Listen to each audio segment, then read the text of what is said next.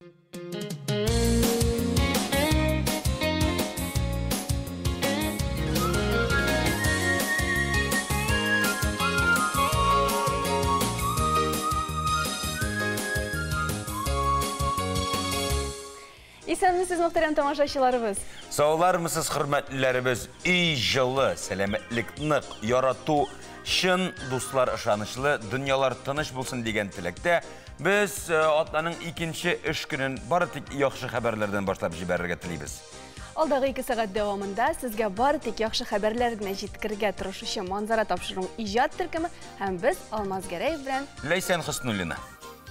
Һәр хатын-кыз яшьлеген, матурлыгын саклап калырга тырыша. Бит формасын үзгәртү, күз төбендәге кара тапларны, җыерчыкларны бетерүне массаж ярдәмендә дә эшләп була икән. Гади һәм вакытны күп алмый торган массаж күнегүләре белән таныштырырбыз. Әлеге урам Казанның Вахитов районында урнашкан. Ул күбесенчә Ширекүл һәм Ленин бакчасы буйлап уза. Һәм бу урам Казанның иң киң урамнарының берсе булып санала. Казан урамнары тарихы барлауны дәвам итәбез. Чиратта Дзержинский урамы. Бүгеннәрдә Һиндстанда Дивали бәйрәме бара. Аның турында тулырак Кызыл дөнья сәхифәсендә Грина Харрасова сөйләр.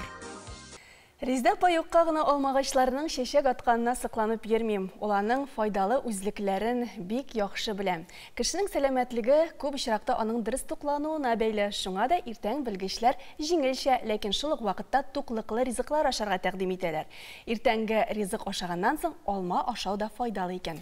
Әгәр дә баш авыртканын сизәсез икән, даруга үрелгәнче алма ашап карагыз. Ул баш авыртуын басарга сәләтле икән. Көнгә бер алма ашау тәннең С витаминына булган ихтияҗының 4тән 1 өлешен бетерергә сәләтле.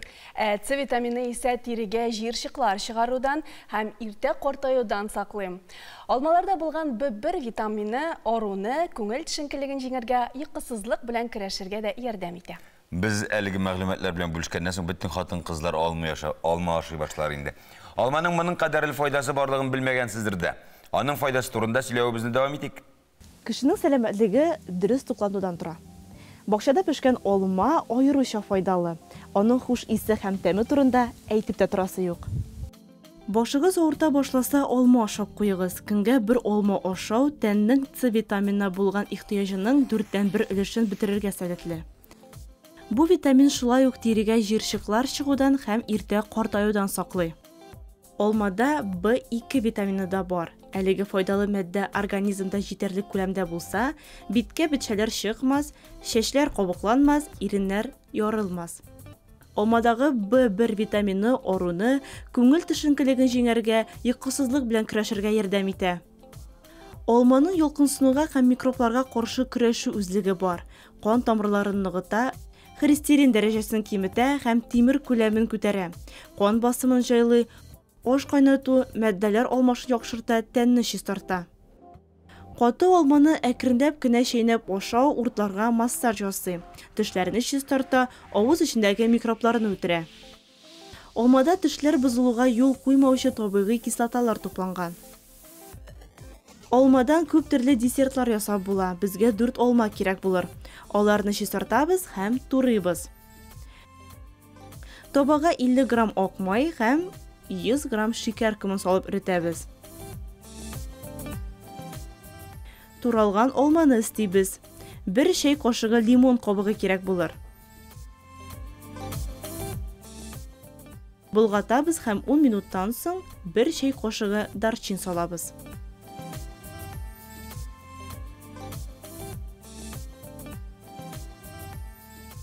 Эшлек өчен 350 грамм иремчек алабыз. 1 чәй кашыгы уган лимон кабыгы, 50 грамм шикәр һәм 1 йомырка.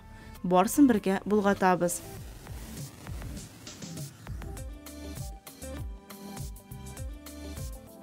Лаваш алабыз. Әлеге эшлекне кашык белән салып чыгабыз. Төрәбез һәм кисәбез.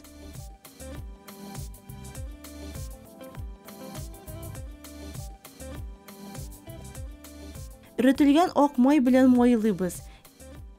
180 градус кызулыктагы мичкә тыгабыз. 20-25 минут пешерәбез. Менә шундый бик тәмле десерт барлыкка килде. Алманы ашап кына була диючеләр бик нык ялгыша. Шулай bir olmadan ikinci olmağa tabi tekerep salmak. Nərəvüşdə bir köşe balık. Həligine kirgen idik şov şeşekli yazlarga. O şeşekler eğlendiler indi olmağa deyip təstəp koyab bula. Okullar bitip gitkeştim mektepten boşap kalgaç. Uyladık ele yazarga elektronlu sandugaç. Болашақ. Самими шул ук вакытта кыю һәм әрсездәсин. Уйныйсың килсә уйныйсың, җырлыйсың килсә җырлыйсың. Шушы кичкенә кышчыклардан тупланган алма төркеме дә күптән түгел генә кызарып пешә. Ләкин бу очракта төркемнең исеме җиләк-җимешне аңлатмый. Ул кызлар исемнәренең беренче хәрефләрен җыйнагач килеп чыккан. Мин Әминә. Мин Әсия. Мин Марьям. Мин Латифа.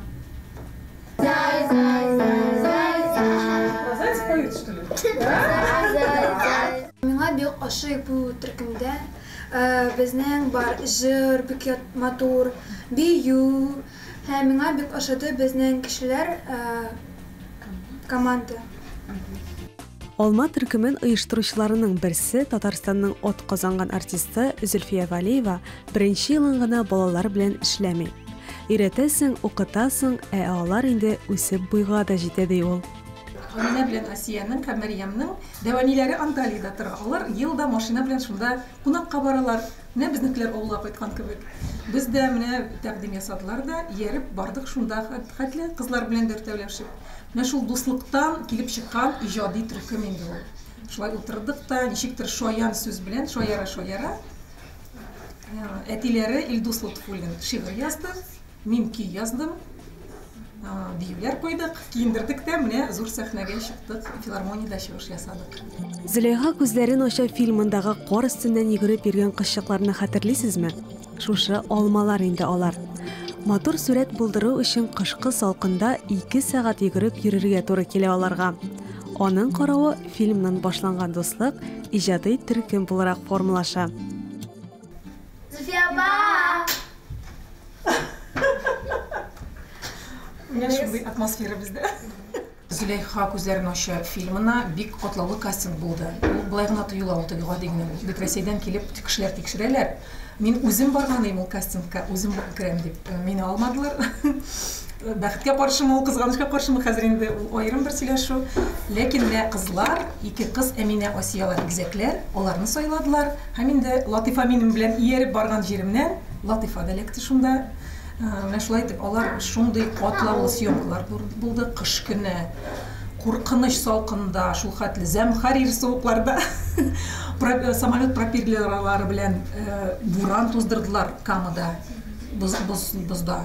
Менә шунда тын да алмыйча, тын алып булмый. Алар еладылар. Аларны 2 сәгать йөгерттеләр шул буранда. Анары утыртып креслоларга 2 туннар кидертә шәйләр эчерттеләр. Аларның фотолары да бар. Шундый кызыгалар, анда утыралар. Зур артисткаларны җылытып утырган кебек. Менә шундый мәктәп уздылар алар.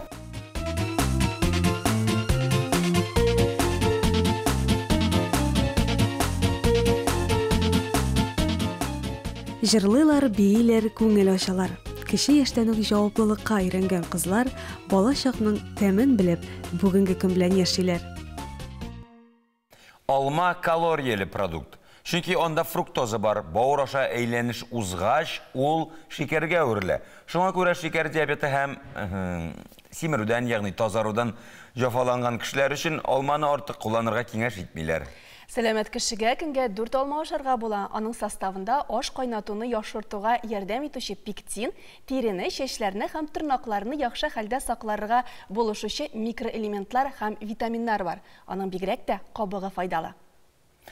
Менә һәрбер нәрсәдә дә шулай. Файдасы да бар, зыяны да юк түгел. Шамасын белергә кирәк җәмәгать. Алманы ашау гына түгел, аның матурлыгына карап сокланып утыруы кәефне күтәрә, күзләрне ял иттерә ди. Biz de şulay itik.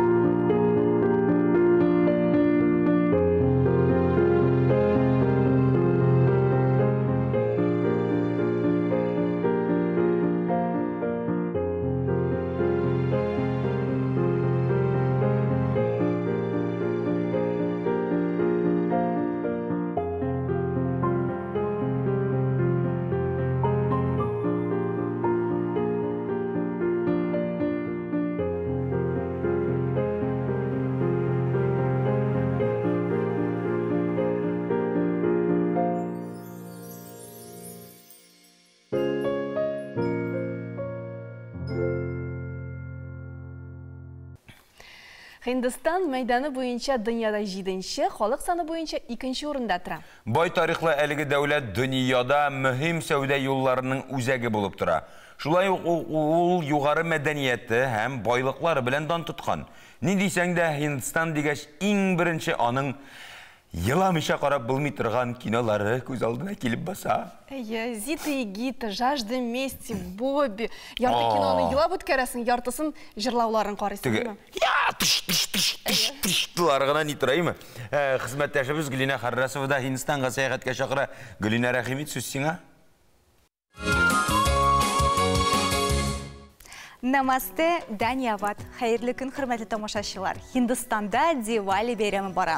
Бүген аның 4-нче көне. Ул Гавардхан калкулыгы һәм Бали Махарадж патшасына табынуга багышлана. Бүген гыйбадәтханәләрдә тәңреләр сыннарын сөтле ваннага кертү, аларга кыйммәтле ташлар белән бизәлгән киемнәр кертү гадәте бар. Гыйбадәт йортына барырга вакыт булмаса, Дивалиның 1-нче көнендә өйдәге бер почмакта корылган алтарны тәртипкә китерүдә җитә. Аннары ишек төбен бизәүче рәсем ранголинда гыртырга кирәк. Исегездә булса, бу бизәкләр турында мин бер сөйләгән идем инде. Гадәттә ранголины бәйрәмнең 1-нче көнендә төсле ком ярдәмендә ясыйлар. Ул йортны көтелмәгән кунаклардан, кайгы-хәсрәтләрдән саклый. Йортка байлык һәм муллык алихасы Лакшмины чакыра.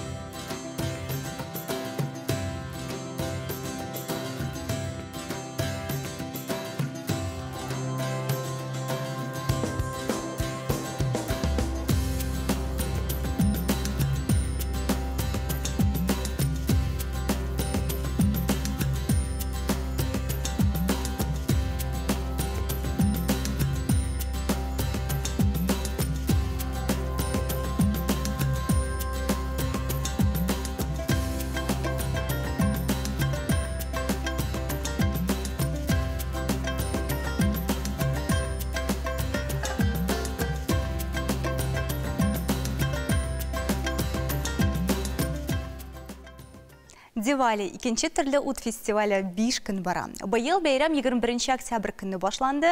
Аның 1-нче көне Джанвантари Трайодаша дип атала. Бу көнне океан тәңресе Джавантари туган. Аның хөрмәтенә индуистлар кояш батканда су керә, соңыннан лампалар кабыза. Икенче көнне Кришна тәңресенең Наракасурат иблисен җиңүен һәм дөньяның курку хисеннән азат ителүен билгеләп үтәләр. Бу көннән петарда фейерверк аттыру башлана, ә менә балчыктан ясалган диеш шәмнәрен кабызу тыела, бу начар билге.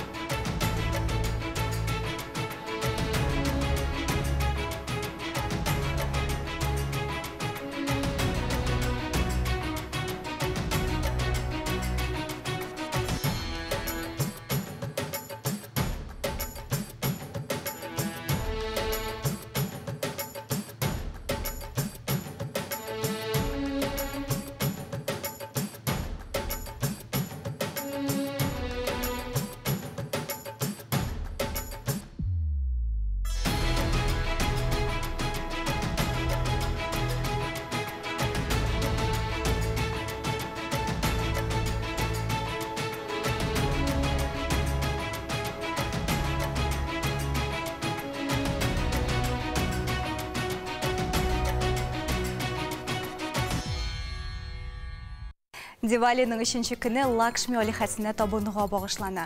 Бу Дивалиның иң мөһим көне. Алиханың игътибарын җәлеп итү өчен өйләрне идеаль рәвештә җыештырырга, диварларны чәчәк гирляндалар белән бизәргә, ранголия, алтарны үз киемеңне тәртипкә китерергә кирәк. Караңгы төшкәч фонарь һәм дия шәмнәрен кабызу мөһим. Бу көнне кичен Һиндстан калалары уяна, гыйбәтханәләрдә кыңгырау тавышы яңгырый. Музыкантлар барабанга суга, кемдер бу тактка рәхәтләнеп биркенләп бийде әле. Һиндстаннан кала Дивалины индуизм, джайнизм һәм сикхизм общиналары булган илләрдә билгеләп үтә. Алар арасында Бангладеш, Шри-Ланка, Кения, Непал, Малайзия, Маврикий һәм Фиджи бар. Шулай ук Дивали бәйрәм салюты Берләшкән Гарәп Әмирлекләрендәге Дубай каласында да оттырыла. Елны шунда алыйк.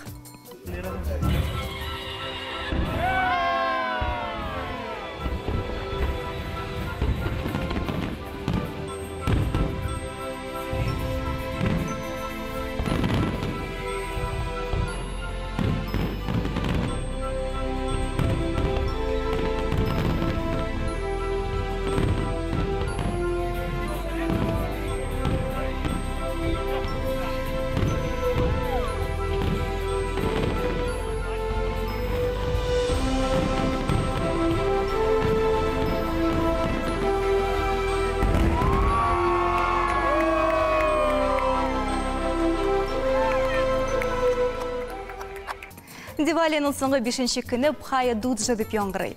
Бу абыйлар, энеләр, опалар һәм сеңлеләр арасындагы мәхәббәт, хөрмәткә багышлана. Бу көнне кызлар абыйлары энеләренә озын һәм бәхетле тормыш теләп гыйбадәт кыла. Әйер туганнар апа сеңлеләренә бүләкләр тапшыра. Минемчә бик матур һәм кирәкле гадәт.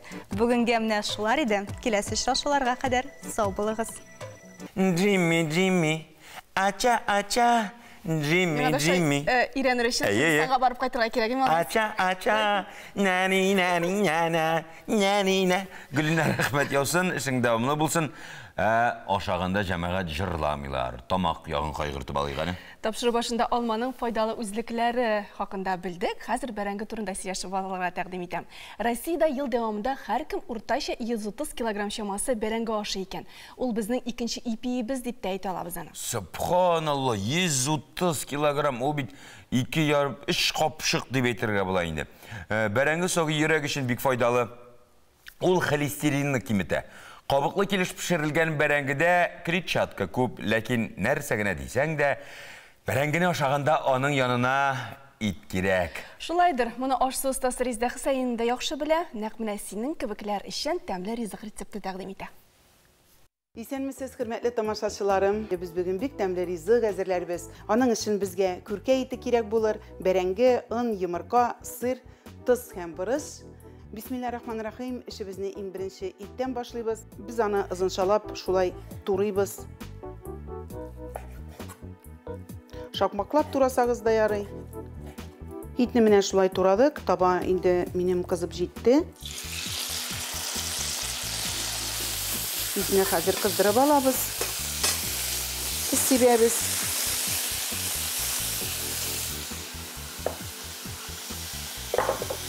Һәм борыш.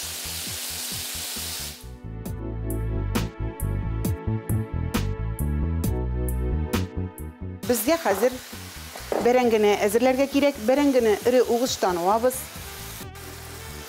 Бәрәңгенең суын сыгабыз. Бәрәңгегә инде бер йомырка сатабыз. Шулай ын кушабыз. Тоз. Борышта сибеп җибәрик әле, тәмлерәк булсын. Һәм шулай без аны болгатабыз. Без хәзер бәрәңгедән коймак ясыйбыз.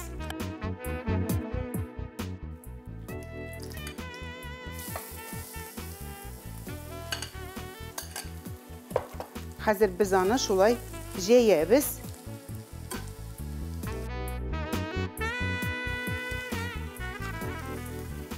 Шулай хәзер әйләндерәбез.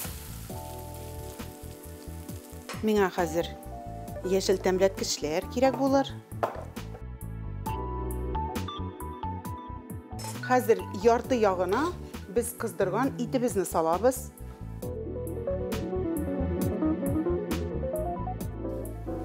Hem üstüne sır. Oğulgan sırның енді мен қаты түрін алдым.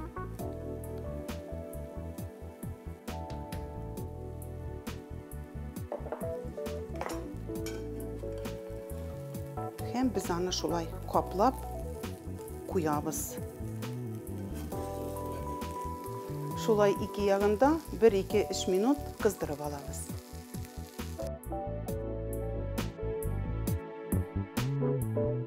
Mine indi studiyomuzga temli islerin çıkarıp bizning rizığımız әзір buldu.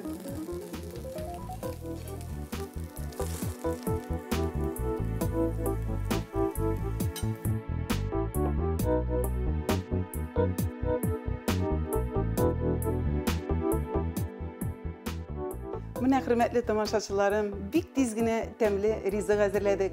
Aşlarınız temli bulsun, her birinizge de isenlik, sağlık, motor dünyalarda yaşarga Xuday nasip etsin.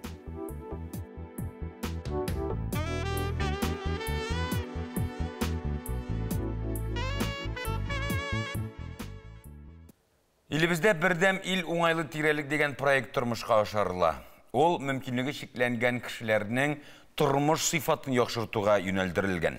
Қонағыбыз Татарстанның начар күрүчеләр һәм сукырлар махсус китапханасы хезмәткәре, профессиональ тифлокомментатор Гөлүсә Закирова белән проектның бер юнәлеше турында әңгәмә кырабыз. Хәерле көн, Гөлүсә. Хәерле көн, исәнмесез. Саумсыз, хош килдегез. Тифлокомментатор дигән һөнәрнең аңлатмасын бирергә кирәктер. Шулай бит, аны үзегез аңлатсагыз дөресрәк булыр дип уйлыйм. Башта аңлатма берип китү кирәктер аңламаучыларга. Тифлокомментирование инде ул шундый безнең социаль услуга дип әйтик инде без аны русчалап әйтеп әйткәндә, менә күптән түгел генә берничә ел эчендә безнең тормышыбызга мәдәни хезмәткә кирип китте бу. Күбесенчә без театрларда эшлибез. Ул инде күрмәүчеләр өчен, аның аңлатмасына килсәк, күрмәүчеләр өчен аңлашылмаган предмет яки хәрәкәтне сүрәтләү дип әйтергә була. Менә шулай гади генә әйтеп әйтсәк, безне бит инде предметлар, хәрәкәтләр бөтен тирә-юньдә уратып алган. Шуңа күрә тифлокомментирование инде ул барлык өлкәләрдә дә кулланыла. Ә менә театрларда бу безнең шушы эшнең бер юнәлеше.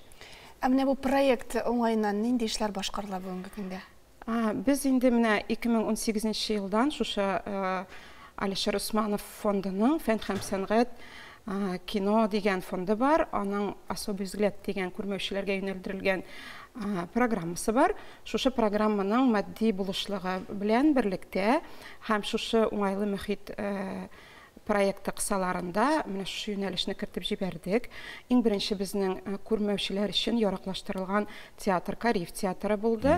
Ул бит инде менә күрмәүчеләргә караганда алар өчен уңайлылык тудыру, ул физик уңайлылык кына түгел, мәсәлән, биналарның уңайлыгы, пандуслар гына түгел, күрмәүчеләр өчен иң мөһим безнең өлкә ул мәгълүмат һәм мәдәни контент, аның уңайлы күрмәүчеләр өчен яраклаштырылган булуы. Менә шушы кысаларда без эшне башлап җибәрдек. Безнең иң беренче адаптацияланган театр спектаклебез ул Куян Эдвардның гаҗәеп сәяхәте дигән спектакль булды. Менә шушыннан без башлап киттек бу эшне. Хәзерге көндә безнең Казанда 4 театр күрмәүчеләр өчен яраклаштырылган. 4 театрда шушы эшчәнлекне без алып барабыз. Бу Галәскәр Камал театры, икенче театр яраклашты инде. Анда 2018 елда шулай ук Килмешәк спектакле кирип китте. 2019 елда инде Исәнмесезне күрсәттек без һәм шулай безнең спектакльләр арта бара. Аннан соң 2020 елда Әкият театры һәм Казан Түзе, монысы рус телендә. Димәк, алар уенны ишетәләр, сез шуның хәрәкәтләрен тасвирлап барасыз, димәк. Ул бит инде спектакль бит инде ул визуаль сәнгать. Без менә гомумән күрә торган кешеләр киләләр спектакльне күзләре белән кабул итәләр, карыйлар шулай ук. Ә менә күрмәүчеләр моңарчы тифлокомментарий булганчы бары тик актерларның репликалары, спектакльнең менә аудио өлешен генә ишетәлә алар иде. Ә менә инде тифлокомментарий булгач, алар спектакльне тулысынча мондый гади тамашачы белән берлектә кабул итә алалар, күрә алалар. Ничек башкарыла ул? Менә ул сәхнәгә чыкты, утырды, басып тора. ятты, йөгерә, сикерә. Менә барсында сөйләп бетереп булмый, әлбәттә. Шулайдыр шул. Чөнки безнең менә бу эшчәнлектә аның үзенең кагыйдәләре бар. Моның өчен без укып кайттык Мәскәүдә. Шәхсән 2018 елда Ряком дигән институт бар, үзенең кагыйдәләре, принциплары бар. Менә шулар буенча без эш итәбез. Безнең иң мөһиме әлбәттә спектакль. Комментатор инде үзенең эшчәнлеге белән спектакльне капларга тиеш түгел. Шул ул бит әле спектакльнең аудиосында ишетеп тыңлап барырга тиеш. Шулай ук менә аудиода дагы анда тынлыклар, аларда нәрсә өчендер бирелә бит инде, ниндидер музыка, ул да нәрсә өчендер, эмоциялар, алар булырга мөмкин. Без менә актерларның репликалары арасындагы паузаларда алар бик күп түгел, алар аннары соң шулар арасында гына без сюжет өчен мөһим булган вакыйгаларны визуаль менә шушы картинаны дип әйтегәндә сүрәтлибез. Менә хәтерегездә берәр сакланган җөмләне мөмкинме? Менә мәсәлән, менә мин үземнән башлап китим. Гомумән күрмәүчеләр өчен кешеләр нинди кеше икәнен дә билгеләйм. Мин менә кичкенә буйлы, кара каре прическалы, урта яшьтәге ханым. Кыскача гына әйтеп әйтсәк, бу бик кыска гына инде. Шулай аннарсын киемнәр, минем өстемдә карага кызыл зәңгәр чәчәкләр кигән төшкән блузка, зәңгәр су чалбар, аягымда туфли. Менә шундыйрак. Бу гади гәүдәләндереп аңлыйлар инде. Аңлашыла, бу геройлар ничек, геройларның костюмнары ничек, сценография ничек. Менә аларның барсындагын аңлата. Әгәр дә инде без паузаларга сыймыйбыз икән, әзрәк икенче звонок белән өченче кыңгырау арасында без менә геройларның төс кыяфәтләрен, әзрәк сәхнә бизәлешен, әгәр дә моны спектакль барышында вакыт юк икән, алдан бирәбез менә шулай. Бу ничек алып барыла? Шулай ук тәрҗемә бирү принцибы буенча алып барыла. Күрмәүчеләр приемник ала инде, FM приемник наушниклы, шуның аша тыңлый. Аерым бүлмәдә тифлокомментаторга экран, я булмаса ул сәхнә күренә торган бүлмә булырга тиеш. Шуннан сәхнәне карап утыра, сәхнәне күрү мөһим. Чөнки сәхнәдә нәрсә булган, шуны бит инде без сөйләп утырабыз. Шуннан үзенең микрофоны бар, үзенең приемнигы бар, шуңа сөйләп утыра. Әлбәттә, бу менә килдең дә сөйләдең түгел, алдан спектакльне яраклаштыру буенча эш алып барыла. Бер спектакльне күрмәүчеләр өчен яраклаштыру өчен бер ай ярым төрлечә була, ашкан вакытта 2 атнага да сыйдырабыз инде. Менә шулай итеп эш алып барыла. Мин башта спектакльне үзем карыйм. Һәм аны җайлаштырасыз үз һөнәрегез буенча инде. Карыйм, мен аннан соң спектакльнең сценарийын миңа бирәләр инде. Бу инде театрлар белән берлектә бит без эшлибез. Сценарий бирелә, аннан соң видеосын мин аның алам, видео версиясе буенча. Шуны карап, 1 минутны карый, әйләндерә карап, менә шулай итеп, ул шундый иҗади эш. Ул шулай ук менә автор тексты инде ул шундый тифлокомментарий, иҗади эш. Менә шушы әзерләнелә, аннан соң инде шушы әзерләнгән сценарийның репликалар арасына тыгып барган, менә шул шпаргалка буенча мин аны алып барам. 4 театр белән эшчәнлек алып барабыз дидегез. Шулай тыңларга, спектакльнең тыңларга килүчеләр бармы? Бар, әлбәттә, безнең күрмәүчеләр моны бик яратып кабул иттеләр. Алар көтеп торалар. Безнең барлык спектакльләрне инде без адаптациялап бетерә алмыйбыз, чөнки безнең, аның өчен матди ягы да бар инде аның, әйме. Шулай ук билетлар күрмәүчеләр өчен сатып алудаган, алар безнең менә шушы алдан әйтеп киткән программа кысаларында грантлар белән без эшлибез, театрлар белән грантлар язабыз. Шушы грантлар буенча матди ярдәм күрсәтелә инде. Шуның кысасында сместасын төзеп эшлибез. Күрмәүчеләр күп, әгәр дә менә грантлар булмый торса, алар кайчан спектакльләр дип сорыйлар. Күрмәүчеләр арасында инде безнең менә бер спектакльгә әллә ничә тапкыр килгән, шундый театр сөючеләр дәген бар. Шулай ук яңа тамашачылар да килеп торалар. Районнардан эшләйбез. Бик изге эш, шуннан да зур эш башкарасыз, уңышлы булсын. Рәхмәт сезгә қонаққа келгән. Рәхмәт Гөлсем. Хөрмәтле тамашачыларыбыз, студиябызның кунагы профессиональ тифлокомментатор Гөлсем Закирова иде. Без тапшырыбызны дәвам итәбез. Күңел күзе генә түгел, хәтта үзеңнең күзләре күрмәгән кешеләргә нинди ярдәм эше башкаралар. Дәвам итеп, рәссам Александр Лопаткинның НЛО дип аталган күргәзмәсенә юл тотыйк. Рәссамның улы эшеннән калган фанер кисәкләрен әтисенә алып кайта. Һәм шул мизгелдә рәссамның башында әлеге материаллардан менә дигән сәнгать әсәрләре туарга мөмкин дигән фикер туа. Әлеге идеяның нәтиҗәсе алдагы видеоязмада.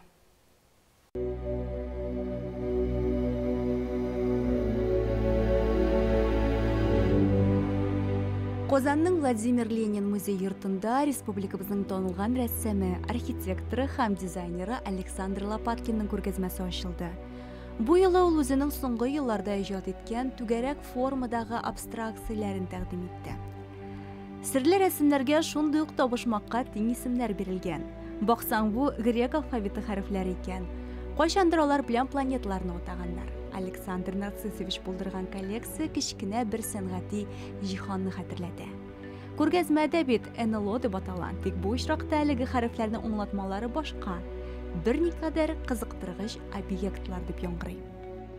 Были набор таких кругов, которые не давали мне покоя, они лежали. Минем улым декоратив көзгеләр ясаучы уста. Калган төзелеш материалларын минем остаханәгә илткән иде. Рәссам буларак түгәрәк формадагы бу өстекләр миңа тынгы бирмәде. Фикер туды, аннары бер-бер артлы иҗат итә башладым. Тәүге эшем менә шундый тәгәрмәч формасында. Минем аның аша вакытны күрсәтәсем килде. Үзенә күрә вакыт тәгәрмәче бит ул. Кешелек дөньясының эволюциясе дә гади бер шундый тәгәрмәчтән башланган. НДС токталарынан кала Александр Нарциссович винил пластинкаларын да эшкә кертә. Кайсы берләрен аппликация сулы кулланып ясый, икенчеләренә чыгып торучы форманы чыгып кырып китерә. Буяулар ярдәмендә төрле текстуралар булдыра. Спираль, такая вещь универсальная, мне кажется. Әлеге эшем спираль формасында. Бу һичшиксез универсаль символ. Вакытның, космик объектларының да үз күчәре спирале бар бит. Күргәзмәдә тәкъдим ителгәнем менә ачылып китәр я киресенчә кысылыр, йомылыр кебек тоела. Әлеге эффектны тудыру өчен бик күп элементлар ясалды. Төсләр белән уйнаганда аксылларын өстәп берникадәр балкыш тудырдым.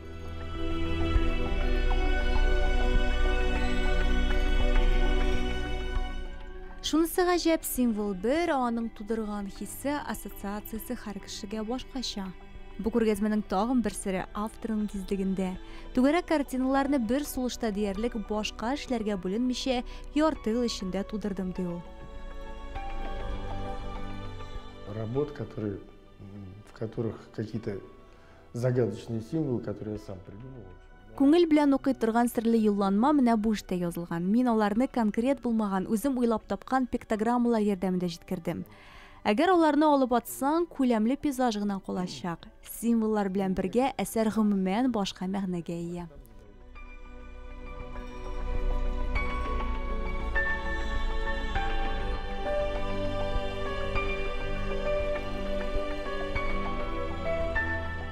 Ленин музейына еш кына начар күрүчеләр килә. Алар да эшләрнең сиренә төшенергә тели. Моның өчен автор картиналарны тутып, сыпырып карарга рөхсәт биргән. Аннары күләмле текстуралар бармак очлары белән сизү уку өчен дә уңайлы, кызыклы тоела. Шуңа да мин каршы килә алмадым ди автор. Берникадәр кызыктыргыч объектларның серләрен сез дә шишеп карагыз. НЛО күргәзмәсе ай дәвамында эшләячәк. Рәссам Александр Лопаткинга аның эшләренә менә дигән реклама булды бу. Бүген үзләренә реклама ясарга тырышып, нинди генә мәгълүмат тупламыйлар. Танылганрак кешеләр, хәтта кеше сөйләсен дип, төрледән-төрле имеш-мимешләр дә уйлап чыгара икән. Әйдә, без дә үзебез турында беренче уйлап чыгарабыз. Нәрсәсен без бүтән кеше сөйләсен әле рәхәтләнеп. Сөйләсен әле, әйдә хәзер реклама тарихы турында видеоязма карыйк, аннары уйлап үтербез. Ярар. Ул һәр вакыт без яраткан фильм һәм тапшыруны белән урамның һәр почмагында игътибарны җәлеп итә. Газета журналларының 40%-ын алып тора. Сүз реклама турында. Ничек кенә булмасын, бүгенге көнебезне рекламадан башка күз алдына китерүе кыен. Аның тарихы борынгы Греция һәм Римга ук бар тоташа. Birinchi televizion reklama qo'yishan ham qo'yda barliqqa kelgan so'ng, aydagiz tarixqa ko'z solaylik. 1941 yılda Amerika'nın bir kanalında beyzbol maçı vaqtında Saat kompaniyasının reklama roligi ko'rsatildi. Naqmni eligi rolik televizyon reklamının başlangıçı bo'lib sanaladi. Rossiyada televizyon reklama tarixini 3 etapga bo'lib qaragan mumkin. Aning birinchi etapi SSSR shirina to'g'ri keladi. Eng birinchi televizyon reklama 1964-yilda ko'rsatildi. Hamanda kukuruç shakarni reklama yasaladi. U 2 minutlik rolik bo'ladi.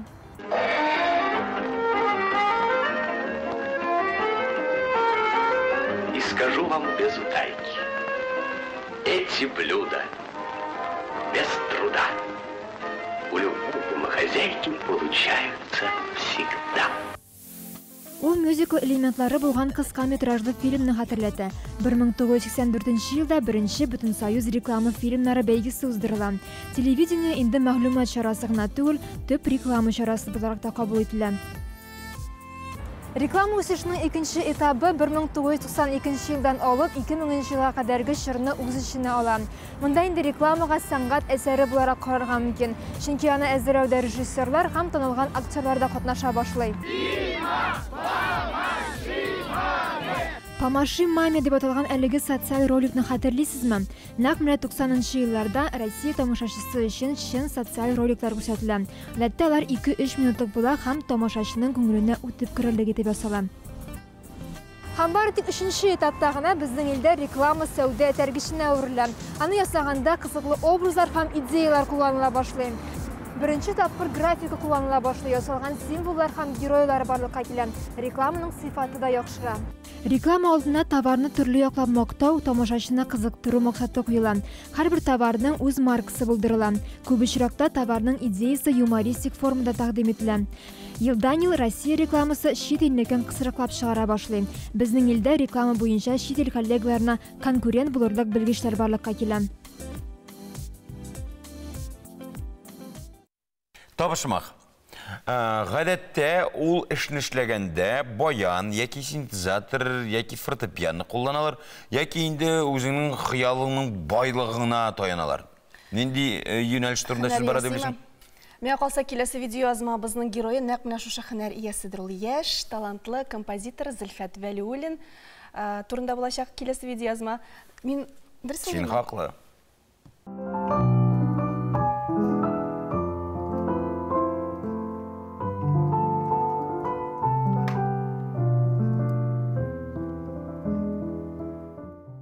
Сәләтле композитор, укытучы, җанга рәхәт кеше.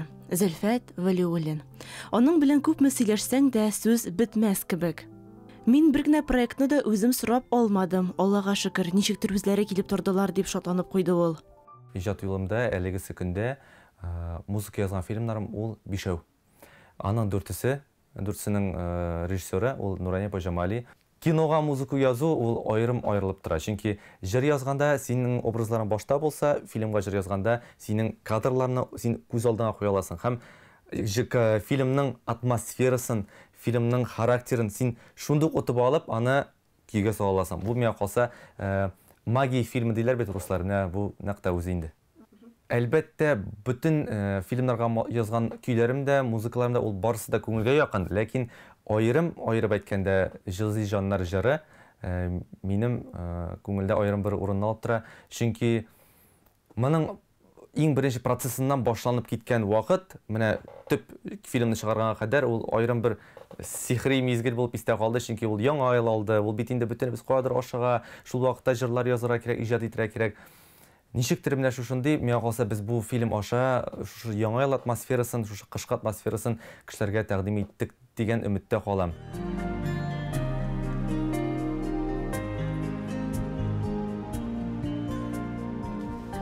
Кызый, сине шәһәр буйлап чәчкәннәрме?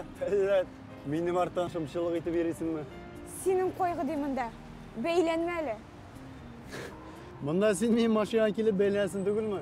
Җылы изли җаннар фильмы күпләрнең күңеленә хуш килде. Фильмның отышлы булуына музыка бик зур роль уйнаган.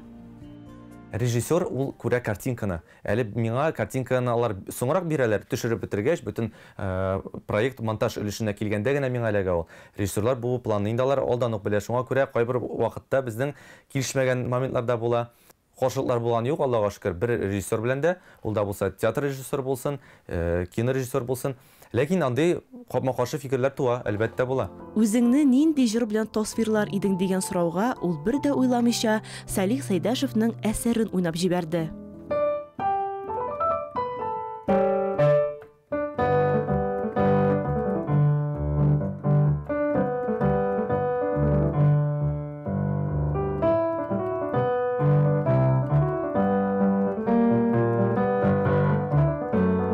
Миңа калса, менә шушы җыр ул киләчәккә барырга өмет бирә һәм ничектер шундый яктылыкка өнди.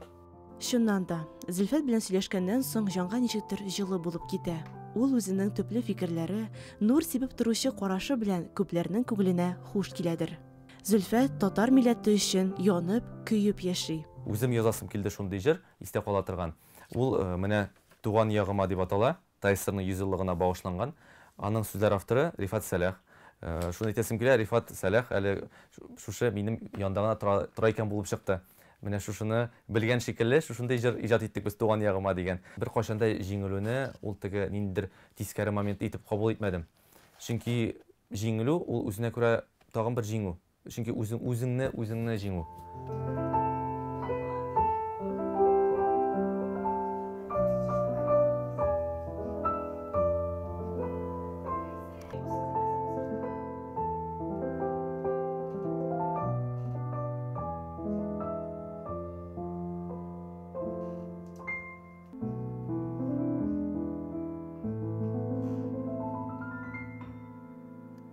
Монда еш кына балалары белән йөрүче әти-әниләрне, саф һава суларга чыккан өлкәннәрне һәм уйнап йөрүче балаларны күрергә мөмкин.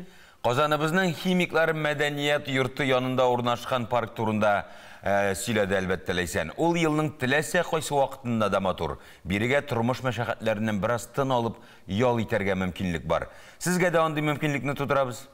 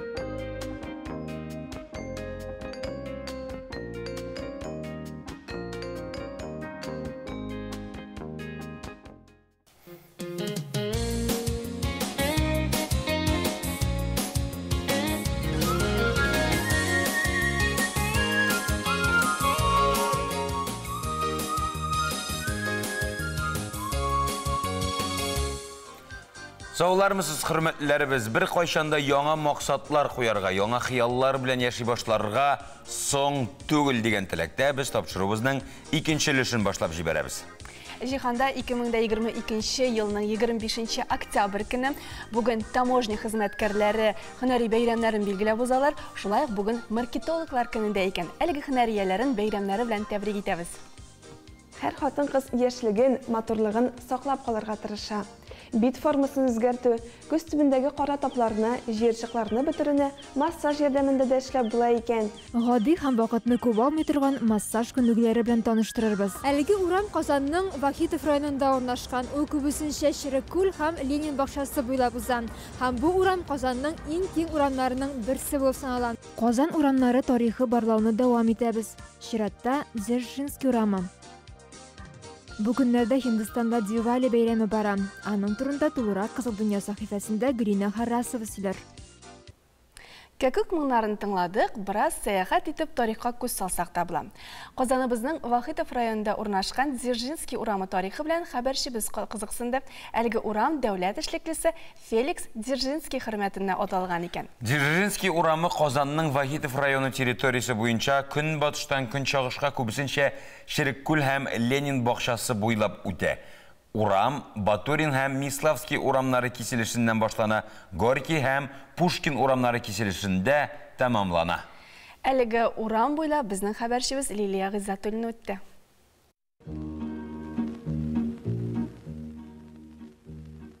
Әлеге урам Казанның Вахитов районында орнашкан. Ул күбесенчә Ширеккүл һәм Ленин бакчасы буйлап уза. Һәм бу урам Казанның иң киң урамнарының берсе булып санала. Сүз Дзержинский урамы турында. Ул Батурин һәм Миславский урамнары киселешеннән башлана. Горький һәм Пушкин урамнары киселешендә тәмамлана. Элек Дзержинский урамы икегә бүленгән. Ширеккүл паркыннан төньяграк үткән урам уң Ширеккүл урамы, парктан көньяграк үтүче урам сул Ширеккүл урамы исемен йөрткән. 1927 елда урамнар берләштерелә һәм Совет дәүләт эшлеклесе Феликс Дзержинский атамасын ала.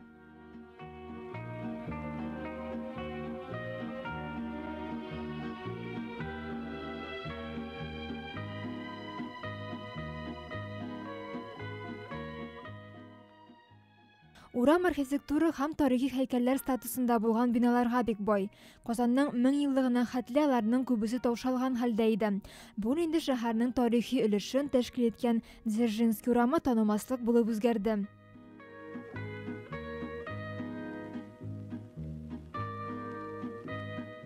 Дзержинский урамы 11-нче йортта 1846-47 елларда язучы Лев Толстой яшәгән. Ул 19-нчы гасыр башында Фома Питонди проекты буенча төзелгән. Ә 24-нче йортта 1897-99 елларда Василий Качалов яшәгән. Әлеге ике катлы бина 19-нчы гасыр уртасында төзелгән.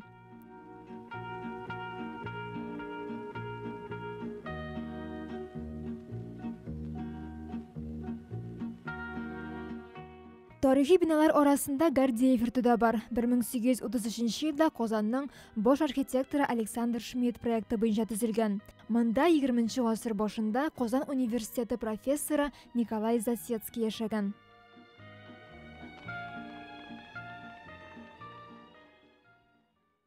Урам буенча көзге моторлыкка сокланып кайттык, ял итеп алсак та була. Біләсін келсе алмаз, 1 сәғатлік массаж 8 сәғатлік йокыны алыштыра. Монан тыш дистәләр шәширдән дәвада булып тора.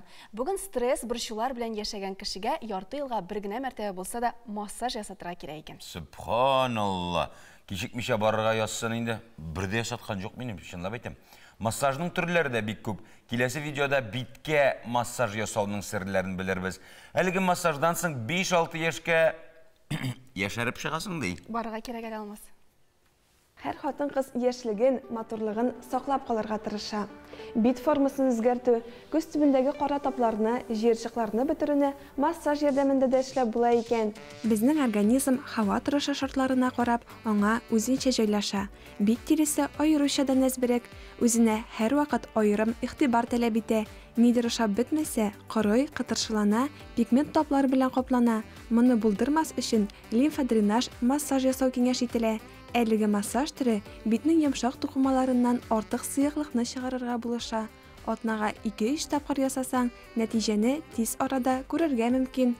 Мин косметолог буларак, мондый массаж техникаларын профессиональ косметика ярдәмендә ясатырга тәкъдим итәм. Чөнки 25 яшьтән соң бит терисендә үз коллаген җыештыру процесслары кими башлый. Һәм бит башта йомшарып китә, аннары бит тересе аска төшә башлый. Профессиональ косметика мондый проблемаларын шигерергә ярдәм итә. Массаж ясауга керешкәнче бит терисен әйбәтләп чистартырга кирәк. Моңа махсус юыну косметикасын кулланып ирешеп була. Аларны шулай ук битнең төренә карап сайлыйбыз. Битне юып, чистартканнан соң тоник сөртү мәҗбүри эш. Бит терисенең саклау функциясын нормаль дәрәҗәдә тотарга кирәк. Кислота селте балансы организмыбыз өчен мөһим. Тоник белән кулланганда без pH балансын тигезлибез. Димәк, юынабыз, тоник сөртәбез һәм иң ахырдан маска сөртеп массаж ясый башлыйбыз. Алабыз кулларны, куябыз менә бу висок янына һәм 3-5 тапкыр аска төшерү кирәк. Хәзер өскөлешкә керәбез, маңгайга. Маңгайны башта тынычлап круговым движением массаж ясыйсыз. Бармакларны куеп, нашай кырыйга китерәбез. Аннары күзләргә 2 бармакны монда куябыз. Башта внутренний уголочек глаза. Аннары внешнего китерәбез.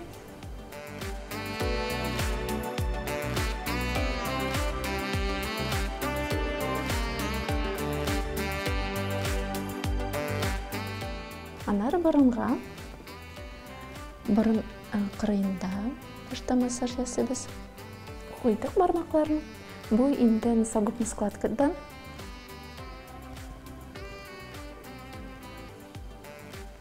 Китерәбез. Аннары аска төшерәбез. Хәзер кулның шушы өлеше белән массажный техника ясыйбыз.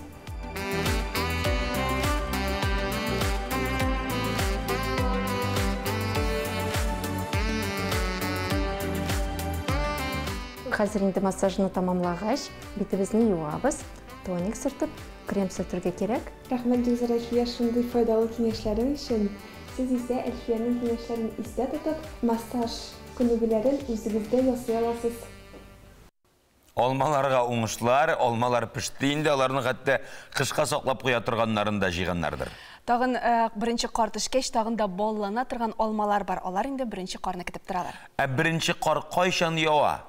Әлеге мәгълүматны әлбәттә синоптиклар беләдер.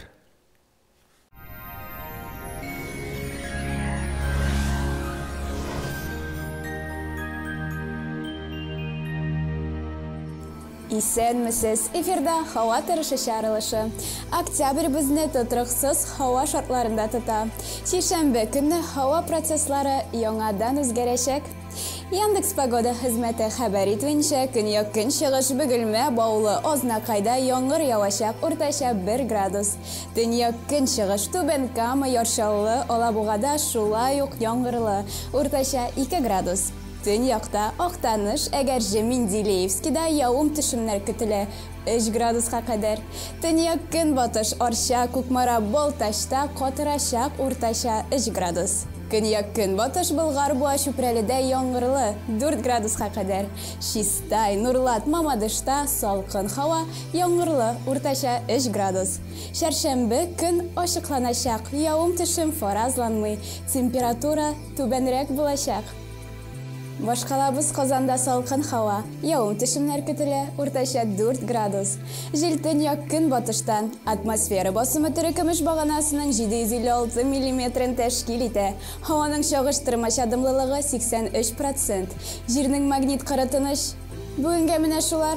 Студияда Эльвина Насыбуллина иде. Сау сәламәт булыгыз.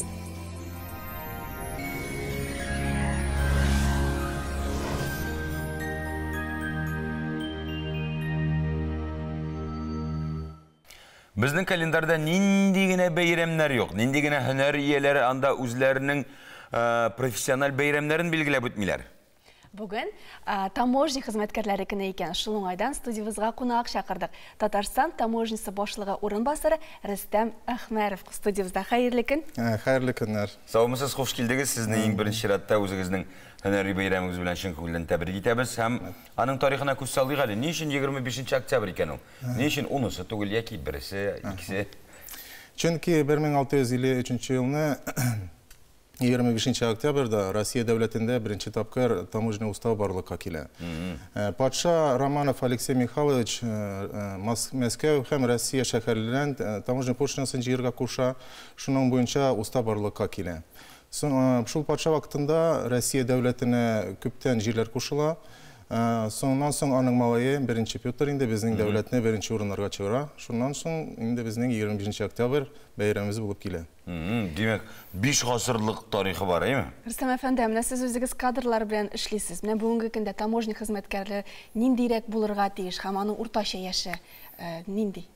Әлеге хезмәткәрләребезнең урта яшенә якынча карасаң 39 яшькә булып килә. Безнең кадрларны ике төркемгә бүлеп була: дәүләт граждан хезмәткәрләре һәм сотрудниклар. Сотрудниклар безнеке званиялар белән инде, офицерлар, прапорщиклар, рядовойлар һәм сержантлар инде бездә юк. Сез менә полковник, шулай бит? Да, без подполковник инде, да. Безнең хезмәткәрләрнең белемнәрен югары дип бәялим, чөнки алар даими раслыйлар белемнәрен.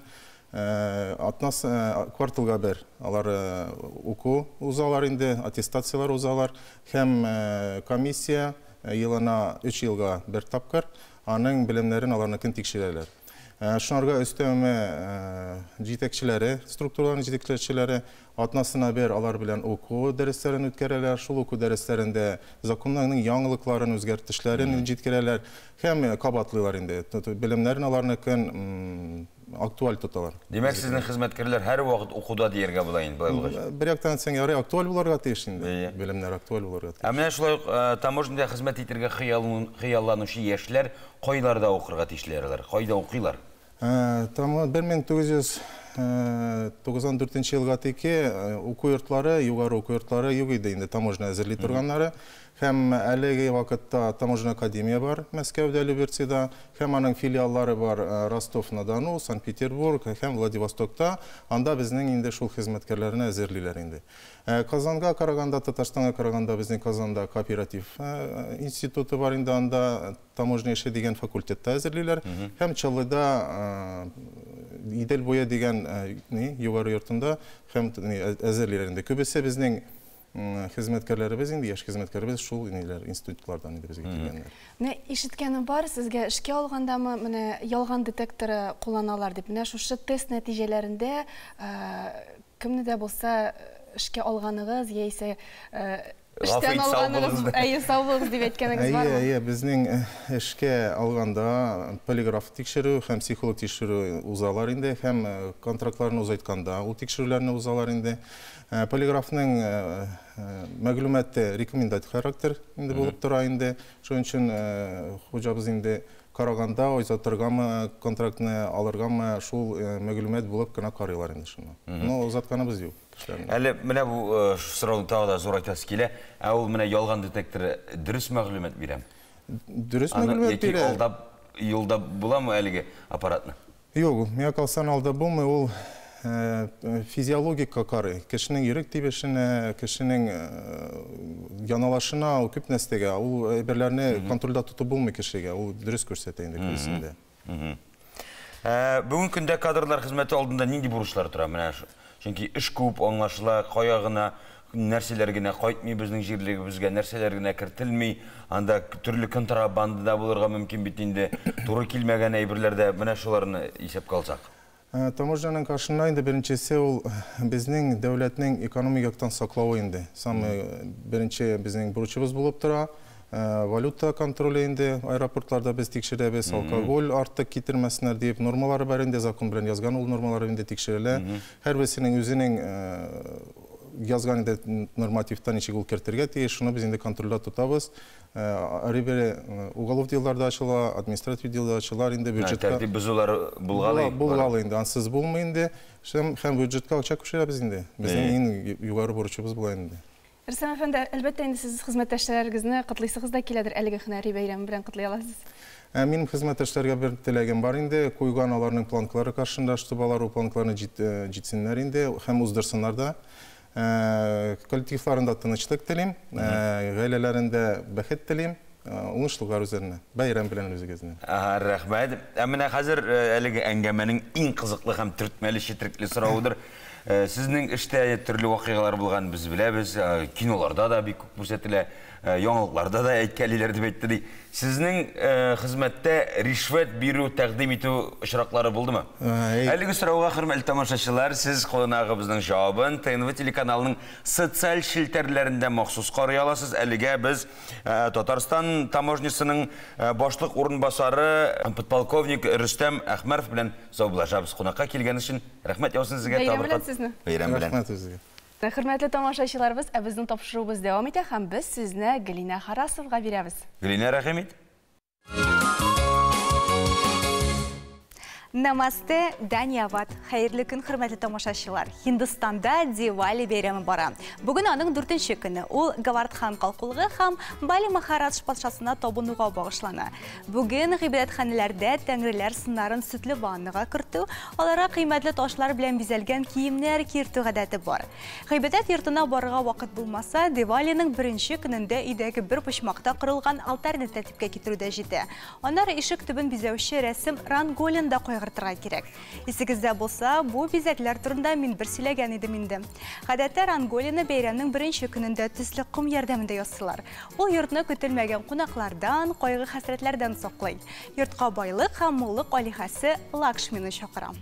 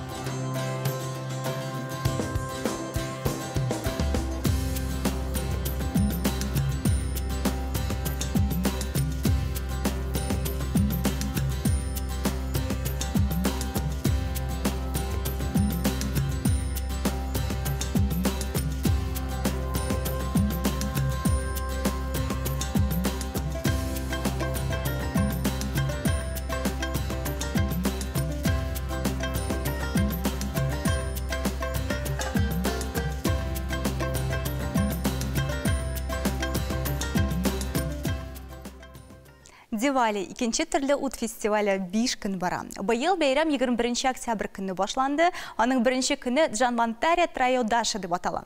Бу көнне океан тәңресе Джавантари туган. Аның хөрмәтенә индуистлар кояш батканда су керә, соңыннан лампалар кабыза. Икенче көнне Кришна тәңресенең Наракасурат иблисен җиңүен һәм дөньяның курку хисеннән азат ителүен билгеләп үтәләр. Бу көннән петарда фейерверк аттыру башлана, ә менә балчыктан ясалган ди шәмнәрен кабызу тыела, бу начар билге.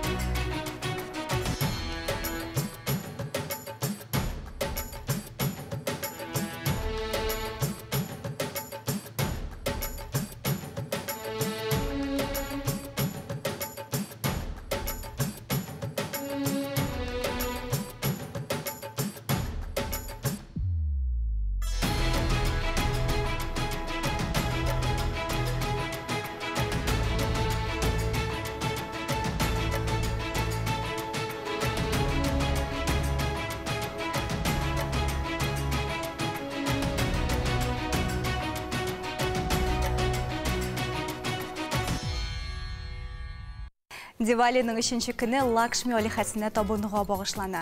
Бу Дивалиның иң мөһим көне. Алиханың игътибарын җәлеп итү өчен өйләрне идеаль рәвештә җыештырырга, диварларны чәчәк гирляндалар белән бизәргә, ранголи алтарны үз киемеңне тәртипкә китерергә кирәк.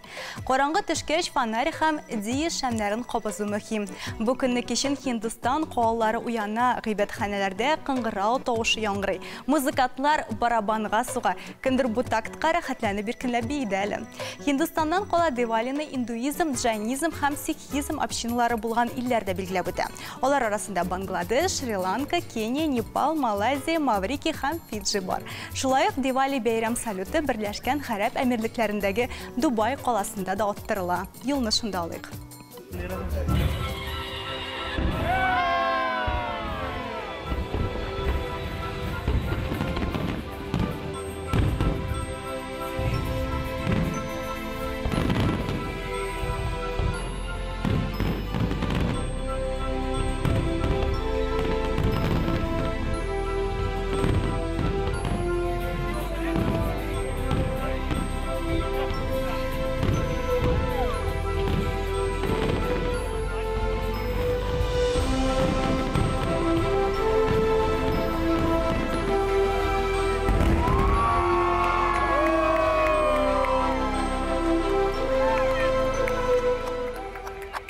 Дивалияның соңғы 5-ші күні Пхая Дуджа деп яңгырый. Бу абыйлар, инеләр, опалар һәм сеңлеләр арасындагы мәхәббәт, хөрмәткә багышлана. Бу көнне кызлар абыйлары инеләренә озын һәм бәхетле тормыш теләп гыйбадәт кыла. Әйер туганнар апа сеңлеләренә бүләкләр тапшыра. Минемчә бик матур һәм кирәкле гадәт. Бүгенгә менә шулар иде. Киләсе очрашуларга кадәр сау булыгыз.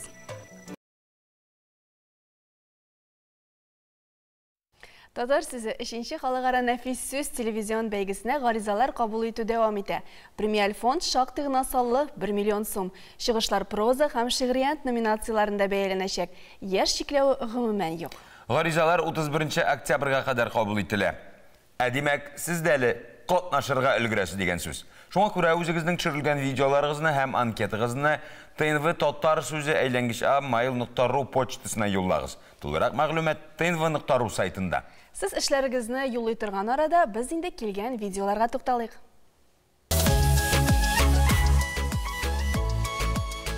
Татар сүзе бәйгесенә гаризалар кабул итү дәвам итә. Аларны сезгә дә тәкъдим итәбез. Әтием белән әниемә җылы сүзләр әйтәмен. Йөрәк түрендәге рәхмәтне шын ихластан чәчәмен. Әтием гаилә терәге булса, әни саклый нигез җылысын. Җырым аша юллыйм әле изге теләкләрнең олысын. Әти, әни бар канатым, юлдаш булсын саваплар. Тормыш юлын узганда да сынмасын иде канатлар. Сез дә бәйгедә катнашырга ашыгыгыз.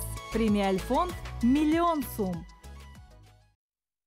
Бүген, ягъни 25 октябрь көнне сез сирәк күренеш өлешә кояш тотылуының шаһиты була алачаксыз. Ул 2022 елдагы төп астрономик вакыйга булып санала. Алга таба кояш тотылуны 2030 елда гына күзәтеп булачак. Демәк, 8 елга пауза. Кояш тотылып бөтен җирдә дә өлешчә генә күренәчәк, җир өслегенә айның ярым күләгәсе генә төшкәнлектән, ай кояш дискының бер өлешен генә каплаячак икән. Дөньяда булган башка кызыклы вакыйгаларны Алия Сәлимҗанова сөйләр. Краснодар краеның Курганинск шәһәрендә яшәүче 17 яшьлек спортчы Мария Курочкина тхэквондо буенча Казанда узган дөнья кубогы халыкара ярышларында 4 алтын медаль аткан. Мин көндә 3 сәгать ярым шөгыльләнәм ди Мария. Казан турнирындагы уңышларыннан тыш спортчы Европа чемпионатында да 2 алтын медаль яулаган. Әтисе Виталий Курочкин әйтүенчә, башлангыч чорда кызга бик авыр булган. Поначалу шло все не слишком. Тхэквондо катлаулы спорт төре, җиңүләр дә көттереп кенә килде. Кызымның 500ләп көрәше булды, шуларның 3-се 4-сендә генә җиңелде ул. Яшь спортчы укуы турында да онытмый. Быел ул чыгарылыш сыйныфында белем ала, ә киләсе елга Кубань дәүләт физик культура, спорт һәм туризм университетына керергә планлаштыра. Атлет Сергей Агаджанян Түбән Новгородтагы Пролетарская метро станциясендә 1 минут 49 секунд эчендә 134 тонна авырлыктагы электр хәрәкәте составын 30 метр 60 сантиметрга тартып алып барып, дөнья рекорды куйган. Я очень рад, что выполнил сложную задачу. Катлаулы мәсьәләне йөреп чыга алуыма мин бик шат. Әлеге рекорд мөгаен иң авыры булгандыр. Күнекмәләр эшләгән вакытта мин мондый ераклыкка җитмәгән идем. Әлеге казанышны Ростовтан килгән эксперт, дөньяның иң көчле милләте баһадирлар хәрәкәте президенты киңәшчесе Михаил Иванов теркәгән. Рекорд исә көч спорты төрләре спортчылары хөрмәтенә билгеләп үтелүче бәйрәмгә багышланган була. Кунакханәгә рәхим итегез. Әлеге кунагыбыз әлбәттә 26 октябрьдә Сәйдәш мәдәният үзәгендә узачак. Булгар радиосы оештырачак яңа хитлар дип аталган концертка багышланган. Студиябыздың қонағы жыршы Илдар Ямалиев. Хәйрле көн, Илдар, исәнмесез? Хәйрле көннәр, исәнмесез? Ничек хәлләрегез? Ничек әзерлекләр барамы концертка? Концертка әзерлекләр бара. Ник менә жыршы, ник мәсәлән спортсмен түгел берәр, яки математик, галим анда? Жыршы буларак әле Birinci topqir шығыш ясыйм дисәм дә. Менә шуңа башлангыч адымнарың булганга күрә. Башлангыч адымнары. Күбрәк мине тамашачылар инде юморист алып баручы буларак беләләр, әйме? Һәм инде менә хәзер ниһаять җырчы буларак дип зуррак әйтелгән инде ул, әйме? Автор башкаручы дип әйтик әле. Автор башкаручы буларак шығыш ясыйм, Алла бирсә 26 октябрь көнне. Бары җавап бермәдең әле. Тагын бер кат. Юк, ни өчен җыр юнәлеше? Ник менә әйтәм, галим түгел, яки берәр машина йөртүче түгел. Кечкенәдән инде җыр моңга гашыйк булып үскәч, шуңа күрә шушы юнәлешне сайладым. Әлбәттә, студент вакытларда төрле эшләрдә эшләп караган булды. Төзелештә дә, таксида да, автомойкаларда да, ләкин менә күңел сәхнәгә тарта, кечкенәдән әти, әни җырлы моңлы гаилә булгач, алар белән сәхнәдә үскән бала мин. Һәм барышында син әле җырлый эшлисеңдер. Әйе. Автор башкаручы дидегез, менә хәзерге вакытта ниндирәк җырлар языла? Җырлар төрле нәрсәсен син башкарасың? Көйинме яки сүзенме? Мин сүзләрендә көйин дә язам, ләкин кайбер шигырьләрне шагыйрьләрдән алам. 26 октябрь көнне җырлаячак җырым, көе үземнеке, шигыре башка шагыйрәнеке. Көе нәрсәдә утырып языла? Баяндамы, фортепиандамы, башта туып, нотага төшереләме? Күбрәк синтезаторда. Баянда да язгалыйм. Әмне юморга багышланган иде баштарак эшем дидегез, әйме? Хәзер сез аны ташладыгызмы әле? Юмордан хәзер бераз читләштем дисәң дә була, ни өчен дисәгез, чөнки юмор бит ул бик авыр юнәлеш инде. Аны юморны күрсәткән кешеләр беләләрдер инде. Юморда эшләп караучылар бик күп булды. Әгәр дә безнең менә шушы популяр җырчылар арасыннан да санап китсәң, күпме кеше юморист булып башлаган кешеләр, шулай бит. Хәзерге вакытта алар барысы да җырчылар. Юморда бит язарга кирәк аны, язучысы кирәк, шулай бит. Мин элек үзем язайым, хәзер елдан-ел идеялар барыбыр да кими, әзәя һәм юморны язу авыр. Җырлау ул ничектер теге күңел халәтенә туры килә, рәхәт, җыр языла икән, языла. Димәк, язылгач инде җырларга кирәк дигән фикергә килдем. Шуңа күрә күбрәк җырлыйсы килә хәзер. Ләкин шул ук очракта алып баруларны да онытмадым әлбәттә. Булгар радиосы иртәнге шәйләр инде бик актив алып баралар. Әле кунакка бардыңмы берәрсенә? Юк. Иртәнге шәйләргә бу арада барган юк, ләкин Булай барганым бар Булгар радиосында. Чакырып торалар даими. Аларның концертларында чыгыш ясыйм. Менә әле күптән түгел җәй көнне дип әйтик, безнең август айында велопробег булды бит инде. Анда шулай катнаштым. Шуңа күрә Аллага шөкер, Булгар радиосы белән, ТНВ белән бергәләп эшлибез. Хезмәттәшлек бара. Башланган. Яңа хитлар концертында ниндирәк җыр башкарасыз? Яңа хитлар концертында күпләр яратып өлгергән яңа җырымны җырлаячакмын. Сөйгән яры кирәк кешегә дип атала. Димәк, ул инде хит булып өлгергән, име? Дип уйлыйсыңмы, яки тырышырга кирәкме әле? Ничек дип әйтим, социаль шелтәләрдә әлбәттә инде язучылар бик күп, яратучылар бик күп, һәм инде радио, телевидениедә да әйтәләр, шушы җырыңны сорыйлар дип. Димәк, халыкка ошый дип уйлыйм инде мин. Шундай отзыв дип әйтик инде, отзыв татарча ничек була? Отзывлар яхшы булгач, кайта авазы яхшы булгач, халыкка ошыйдыр дип уйлыйм. Һәм нәкъ шушы җырымны җырлаячакмын, Алла бирсә. Төкле адымың белән сәхнәгә рәхим ит, уңышлар сиңа. Рәхмәт, бик зур. Рәхмәт яусын. Бик зур рәхмәт сезгә, үзегезгә чакыруыгыз өчен. Хөрмәтле тамашачыларыбыз, студиябызның кунагы автор башкаручы Илдар Ямалиев иде. Гомер ул истә калган көннәр дип язган Галимҗан Гыйльман. Бүгенге көндә бары тик яхшы хәбәрләр белән генә истә калсын. Якты хыяллар белән йокларга талыйк, изге хыяллар белән уяныйк. Бәхетле булу кешенең үзеннән тора. Берәүләр аны гомер буе көтә, икенчеләр туктаусыз эзли, өченчеләр бөтен җирдә дә таба. Сез дә аны эзләмәгез, үзегез булдырыгыз. Бәхет бит ул хис, халәт. Бүген без сезнең белән саубулашабыз. 2 сәгать дәвамында сезнең белән үзен һәм сезне бәхетле итеп тоярга теләүче Манзара тапшырын иҗат төркеме алып баручылар Ләйсән Хөснүллина белән Алмаз Гәрәев иде. Киләсе очрашуларга кадәр. Син үзең бәхетле итәсеңме? Бәхетле.